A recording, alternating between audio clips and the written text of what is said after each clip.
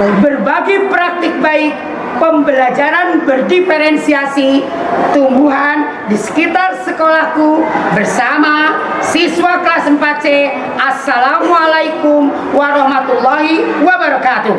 Perkenalkan, saya Usti Malik dari SDIT Nur Hidayah Surakarta. Semangat menginspirasi dalam pembelajaran paradigma baru. Sebelum melakukan pembelajaran berdiferensiasi, saya mengidentifikasi dan mencari informasi serta data yang dibutuhkan untuk mengetahui kebutuhan belajar peserta didik dengan melakukan asesmen diagnostik non-kognitif dan asesmen diagnostik kognitif. Asesmen diagnostik non-kognitif saya lakukan dengan teknik wawancara untuk mengetahui gaya belajar peserta didik. Dari hasil asesmen tersebut, 11 siswa bergaya belajar visual, 9 siswa auditory, dan 11 siswa gaya belajar kinestetik. Sedangkan asesmen diagnostik kognitif untuk mengetahui tingkat pemahaman peserta didik terhadap materi yang akan disampaikan. 8 siswa memiliki pemahaman utuh, 17 siswa pemahaman sebagian, dan 6 siswa belum paham terhadap materi yang akan disampaikan. Berdasarkan hasil asesmen yang sudah dilakukan, saya membagi menjadi 9 kelompok. 3 kelompok kinestetik, 3 kelompok auditory, dan 3 kelompok visual. Mereka akan belajar sesuai dengan konten yang sudah disiapkan.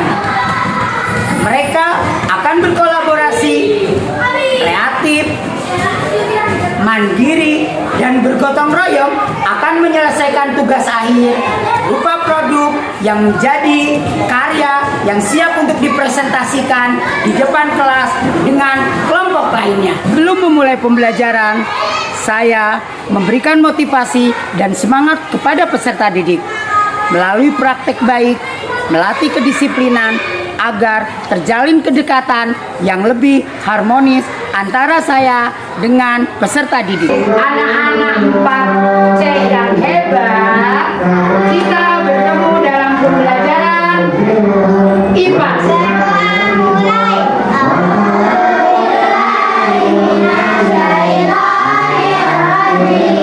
SDIT Nur Hidayah Surakarta.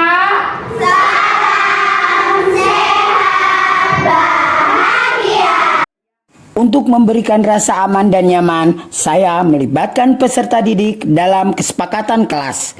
Mereka menuliskan keinginan yang mereka harapkan pada saat pembelajaran. Hal ini bertujuan membangun komitmen antara guru dan siswa dalam proses pembelajaran. Baik teman-teman, saya akan membacakan kesepakatan kelas hari ini. Belajar dengan tertib, mendengarkan siapapun berbicara, mandiri, belajar penuh semangat. Pelajaran yang ingin dicapai adalah peserta didik dapat mengidentifikasi dan memaparkan bagian-bagian tumbuhan dan fungsinya melalui produk yang dihasilkan berdasarkan informasi dari sumber belajar dengan memanfaatkan lingkungan yang ada di SDIT Nur Hidayah Surakarta. Setelah terbentuk kelompok, mereka akan memanfaatkan sarana yang ada di lingkungan SDIT Nur Hidayah Kota Surakarta sebagai sumber belajar untuk mencari informasi dan data yang mereka butuhkan.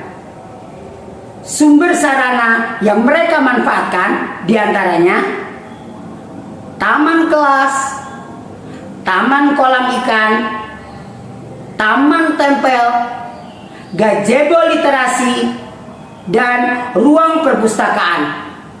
Mereka akan berkolaborasi mencari informasi sesuai LKPD yang telah diberikan guru. Kelompok visual, mereka akan belajar secara langsung di taman kelas dan di taman sekolah melalui pengamatan dan identifikasi serta menggambar dari tanaman yang mereka amati. Kemudian mereka juga belajar secara langsung dari clipping gambar-gambar yang sudah disediakan. Kelompok kinestetik akan belajar di perpustakaan sekolah. Mereka akan belajar dari buku-buku untuk mencari informasi dan akan menyajikan karya Plan Magic Book sesuai ide dan inspirasi dari karya yang akan mereka buat. Kelompok auditori akan belajar di gazebo literasi dan taman tempel. Mereka akan mendengarkan rekaman audio podcast tentang bagian-bagian tumbuhan dan fungsinya dengan menggunakan scan barcode.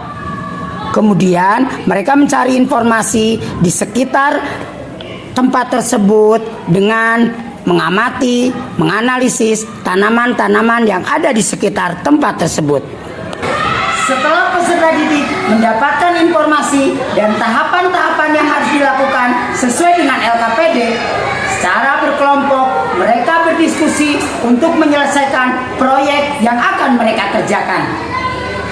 Guru berkolaborasi dengan guru kelas 4 lainnya, guru ekstra lukis, dan penjaga taman kelas dan sekolah untuk dijadikan sebagai narasumber.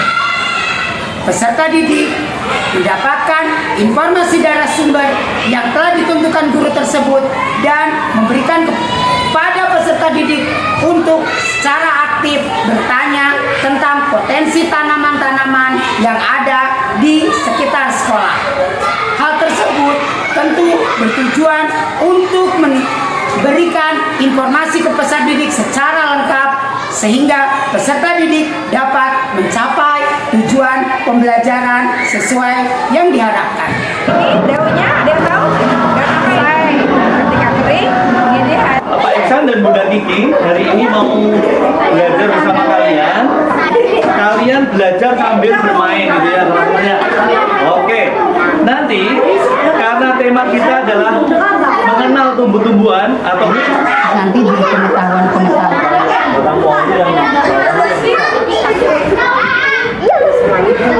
Tapi sambung sini juga ya? Daunnya ya? Untuk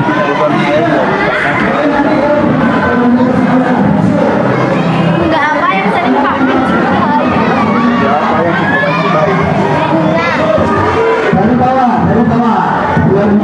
Setelah aktivitas mengamati, menyimak, dan bertanya kepada narasumber, mereka melanjutkan untuk membuat proyek sesuai dengan informasi yang mereka dapatkan dari sumber belajar yang mereka pahami. Kelompok visual menyelesaikan karyanya berupa desain visual dengan menggunakan HP dan laptop yang mereka bawa. Dan guru mengarahkan mereka untuk berkreasi secara digital menggunakan aplikasi Canva. Kelompok kinestetik mendapatkan arahan untuk menyelesaikan karya Plan Magic Book dari kertas yang sudah digambar dan dikreasikan berisi maket tumbuhan yang kemudian diberikan penjelasan berdasarkan informasi yang mereka dapatkan. Kelompok auditori setelah mendapatkan data lengkap, mereka mulai menyelesaikan podcast dalam bentuk video atau audio. Hasil karya atau produk yang sudah mereka selesaikan kemudian mereka presentasikan di depan kelas.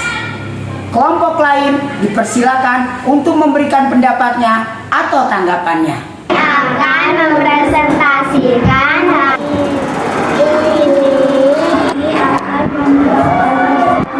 proses fotosintesis.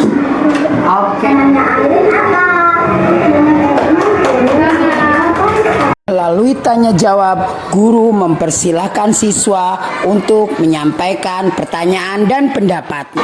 Refleksi yang mereka sampaikan, apa yang mereka rasakan, materi apa yang mereka sudah kuasai, dan manfaat yang mereka dapatkan dalam pembelajaran kali ini. Senang berbagi, mengetahui fungsi-fungsi bagian tumbuhan. Ternyata jenis tumbuhan itu banyak. Asesmen sumatif dengan cara mengamati peserta didik, mempresentasikan produk hasil pembelajaran, melaporkan hasil LKPD, dan produk yang dihasilkan. Dikumpulkan per kelompok. Itulah tadi pembelajaran berdiferensiasi yang sudah saya lakukan. Semangat berkolaborasi dan menginspirasi. Kita akhiri pembelajaran kita kali ini